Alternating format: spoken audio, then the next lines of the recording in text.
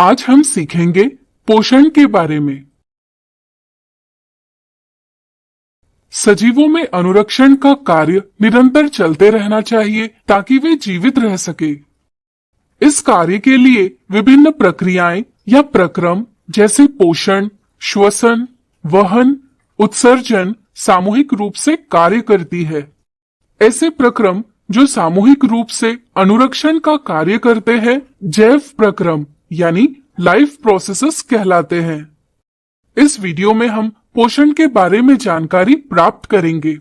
सजीवों को विभिन्न कार्यों को करने के लिए तथा जीवन का अनुरक्षण करने वाले आवश्यक प्रक्रमों के लिए ऊर्जा की आवश्यकता होती है। इसी के साथ शरीर की वृद्धि के लिए विभिन्न पदार्थों की आवश्यकता भी होती है। सजीव ऊर्जा और पदार्थों को भोजन से प्राप्त करते हैं। भोजन को शरीर के अंदर लेने के प्रक्रम को हम पोषण यानी न्यूट्रिशन कहते हैं। भोजन ग्रहण करने की विधि के आधार पर पोषण के दो प्रकार है, स्वपोषी पोषण यानी ऑटोट्रॉफिक न्यूट्रिशन और विषमपोषी पोषण यानी हेटेरोट्रॉफिक न्यूट्रिशन। सृष्टि में कई ऐसे जीव हैं जैसे हरे पौधे, शैवाल और कुछ जीवाणु अपना भोजन खुद बनाते हैं। इन्हें स्वपोषी जीव कहते हैं तथा इनकी पोषण पद्धति को स्वपोषी पोषण कहते हैं। अन्य जीव जैसे मनुष्य, गाय, शेर अपने भोजन के लिए दूसरे जीवों पर निर्भर होते हैं। इन्हें विषमपोषी जीव कहते हैं तथा इनकी पोषण पद्धति विषमपोषी पोषण कहलाती है।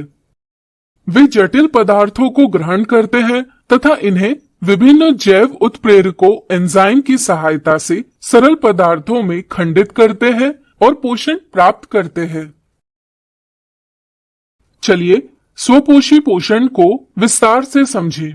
स्वपोषी पोषण में जीव प्रकाश संश्लेषण यानी फोटोसिंथेसिस के प्रक्रम से अपना भोजन खुद बनाते हैं। वह प्रक्रम जिसमें जीव पर्यावरण से कार्बन डाइऑक्साइड और जल लेते हैं तथा क्लोरोफिल और सूर्य के प्रकाश की सहायता से इन्हें कार्बोहाइड्रेट में परिवर्तित करते हैं, प्रकाश संश्लेषण कहलाता है। कार्बोहाइड्रेट से वे अपनी ऊर्जा की आवश्यकता प्राप्त करते हैं। प्रकाश संश्लेषण की प्रक्रिया को इस रूप में भी दर्शाया जाता है। प्रकाश संश्लेषण के लिए कार्बन डाइऑक्साइड, पानी, क्लोरोफिल और सूर्य का प्रकाश आवश्यक होते हैं। चलिए इसकी विधि समझें। पत्ती की सतह पर सूक्ष्म छिद्र होते हैं जिन्हें हम रंध्र यानी स्टोमेटा कहते हैं।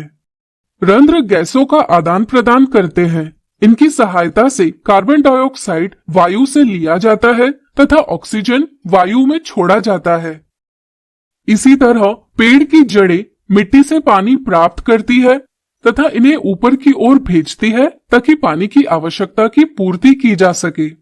हरी पत्तियों में क्लोरोप्लास्ट होते हैं जिनमें रंग द्रव्य यानी पिगमेंट क्लोरोफिल होता है।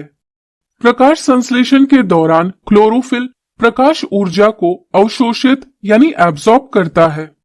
विभिन्न क्रियाओं से प्रकाश ऊर्जा का रासायनिक ऊर्जा में रूपांतरण होता है। इसी तरह जल अणुओं का हाइड्रोजन और ऑक्सीजन में अपघटन यानी स्प्लिटिंग होता है। प्राप्त हाइड्रोजन की सहायता से कार्बन डाइऑक्साइड का अपचयन यानी रिडक्शन कार्बोहाइड्रेट में होता है तथा ऑक्सीजन को हवा में छोड़ दिया जाता है। कार्बोहाइड्रेट से जीव ऊर्जा प्राप्त करते हैं। कार्बोहाइड्रेट को मंड यानी स्टार्च के रूप में पत्तों में या विभिन्न भागों में इकट्ठा किया जाता है। ऊर्जा के साथ साथ स्वपोषी जीवों को अन्य कच्ची सामग्री की भी आवश्यकता होती है ताकि वे अपने शरीर का अनुरक्षण कर सके, जैसे नाइट्रोजन, फास्फोरस, मैग्नीशियम, लोहा और अन्य पदार्थ। वे इन्हें मिट्टी से प्राप्त होते हैं। रंध्र छिद्रों से जल वाष्प यानी वाटर वेपर के रूप में जल की पर्याप्त मात्रा में हानि हो सकती है। इसे रोकने के लिए रंध्र छिद्रों के आसपास द्वार कोशिकाएं यानी गार्ड सेल्स होती है जो छिद्रों को बंद करने और खोलने का कार्य करती है। जब जल द्वार कोशिकाओं के अंदर जाता है तब वे फूल जाती है और रंध्र के छिद्र खुल जाते हैं। इसी तरह जब जल द्वार कोशिकाओं के बाहर आता है तब वे सिकुड़ जाती है और रंध्र के छिद्र बंद हो जाते हैं। अब चलिए विषमपोषी पोषण को विस्तार से समझें। स्वपोषी जीवों द्वारा बनाए गए भोजन पर ही विषमपोषी जीव निर्भर करते हैं।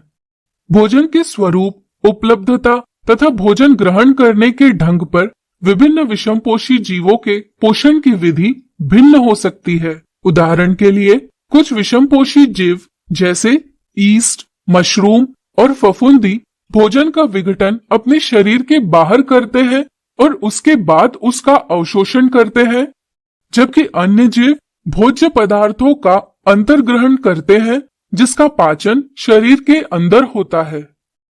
शाकाहारी जीवों में भोजन अचल है, जबकि मांसाहारी जीवों का भोजन गतिशील है।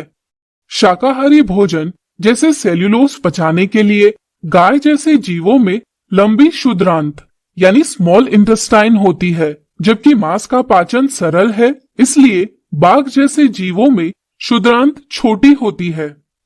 कुछ जीव मरे हुए जीवों से अपना पोषण प्राप्त करते हैं, जबकि कुछ जीव जीवित पशुओं से अपना भोजन प्राप्त करते हैं। एक कोशिक जीवों यानी सिंगल सेल्ड ऑर्गेनिजम्स में भोजन उनकी संपूर्ण सतह से लिया जाता है, जबकि बहुकोशिक जीवों यानी मल्टीसेलुलर ऑर्गेनिजम्स में एक उन्नत प्रणाली होती है। चलिए अमीबा के भोजन ग्रहण की पद्धति को समझें। जैसे कि एक कोशिक जीवों में भोजन उनकी संपूर्ण सतह से लिया जाता है, अमीबा अपनी कोशिकीय सतह से उंगली जैसे अस्थायी प्रवर्ध से भोजन के कणों को घेर लेते हैं। इन प्रवर्धों को पदाप या कूटपाद यानी सूडोपोडिया कहा जाता है। इसके बाद सारे प्रवर्ध संगलित यानी फ्यूज होकर खाद्य रिक्तिका यानी फूड वैक्यूल बनाते हैं। इसके अंदर भोजन का विघटन सरल पदार्थों में किया जाता है। बचे हुए अपच पदार्थ कोशिका की सतह की ओर गति करते हैं और शरीर से निष्कासित कर दिए जाते हैं। चलिए अब देखते हैं कि मनुष्य में पोषण का प्रक्रम किस प्रकार से होता है। मनुष्य में भोजन ग्रहण करने के लिए मुंह से लेकर गुदा तक एक विस्तारित लंबी नली है, जिसे हम आहार नाल यानी एलिमेंट्री कैनाल कहते हैं। आहार नाल का सबसे पहला हिस्सा मुंह है। मुंह यानी माउथ में भोजन को दांतों द्वारा चबाकर छोटे छोटे कणों में बदल दिया जाता है। चबाने के दौरान पेशीय जिह्वा यानी मस्कुलर टंग भोजन को लाला ग्रंथि यानी सलाइवरी ग्लैंड से निकलने वाली लार यानी सलाइवा के साथ मिलाती है। लार से भोजन गीला होता है, जिससे भोजन को आगे सरकने में आसानी होती है। लार में स्थित एंजाइम लार एमिलेज यानी सलाइवरी एमिलेज मंड यानी स्टार्च जटिल अणु को सरल शर्करा यानी शुगर में खंडित करता है। इसके बाद ईसोफेगस भोजन को मुंह से आमाशय यानी स्टमक तक पहुंचाता है। भोजन के आने पर आमाशय फैल जाता है। आमाशय की भित्ति में जठर ग्रंथियां यानी गैस्ट्रिक ग्लैंड्स होती है। ये ग्रंथियां हाइड्रोक्लोरिक अम्ल, प्रोटीन पाचक एंजाइम पेप्सिन और श्लेष्मा यानी म्यूकस का स्त्रावण यानी सिक्रीशन करते हैं।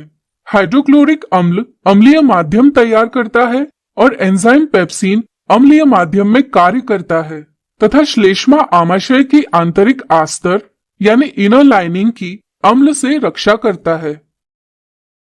आमाशय में अवरोधनी पेशी यानी स्पिंचर मसल अम्लीय भोजन के निष्कासन को नियंत्रित करती है, जिससे आमाशय से भोजन क्षुद्रांत्र में पहुंचता है। क्षुद्रांत्र आहार नाल का सबसे लंबा भाग है। क्षुद्रांत्र अत्यधिक कुंडलित है और इस कारण यह संहत स्थान यानी कॉम्पैक्ट स्पेस में अवस्थित है। क्षुद्रांत्र यकृत यानी लिवर और अग्न्याशय यानी पैंक्रियास से स्त्रावण प्राप्त करती है। यकृत से स्त्रावित पित्तरस यानी बाइल जूस अम्लीय भोजन को क्षारीय यानी अल्कलाइन बनाता है। साथ ही साथ पित्तरस में उपस्थित पित्त लवण यानी बाइल सॉल्ट वसा की बड़ी गोलिकाओं यानी ग्लोब्यूल्स को छोटी गोलिकाओं में खंडित करता है, जिसके कारण एंजाइम की कार्यशीलता बढ़ जाती है। अग्न्याशय से स्रावित अग्न्याशयिक रस में एंजाइम ट्रिप्सिन अग्न्याशयी एमिलेस यानी पैंक्रियाटिक अमाइलेस और लाइपेज होता है। ट्रिप्सिन प्रोटीन का पाचन करता है, अग्न्याशयी एमिलेस जटिल कार्बोहाइड्रेट का पाचन करता है और लाइपेज इमल्सीकृत वसा का पाचन करता है। शुद्रांत्र की भित्ति की ग्रंथि आंत्र रस स्रावित करती है, जिसमें उपस्थित एंजाइम प्रोटीन को अमीनो अम्ल, जटिल कार्बोहाइड्रेट को ग्लूकोज और वसा को वसा अम्ल यानी फैटी एसिड्स और ग्लिसरॉल में परिवर्तित करते हैं। इसलिए शुद्रांत्र प्रोटीन, कार्बोहाइड्रेट और वसा के पूर्ण पाचन का स्थल है। आंत्र की भित्ति पाचित भोजन को अवशोषित करती है। शुद्रांत्र के आंतरिक आस्तर पर उंगली जैसे अनेक प्रवर्ध होते हैं। इन्हें हम दीर्घ रोम यानी विली कहते हैं। यह दीर्घ रोम अवशोषण का सतही क्षेत्रफल बढ़ाते हैं। दीर्घ रोम में रुधिर वाहिकाओं यानी ब्लड वेसल्स की बहुतायत होती है। ये भोजन को अवशोषित कर भोजन को शरीर की प्रत्येक कोशिका तक पहुंचाती है।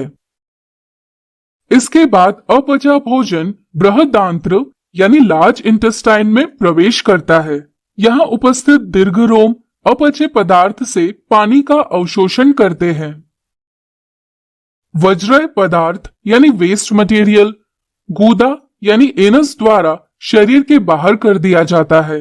गूदा अवरोधनी यानी एनल स्पिंचर वज्र पदार्थ के बहिक्षेपण यानी एग्जिट को नियंत्रित करती है।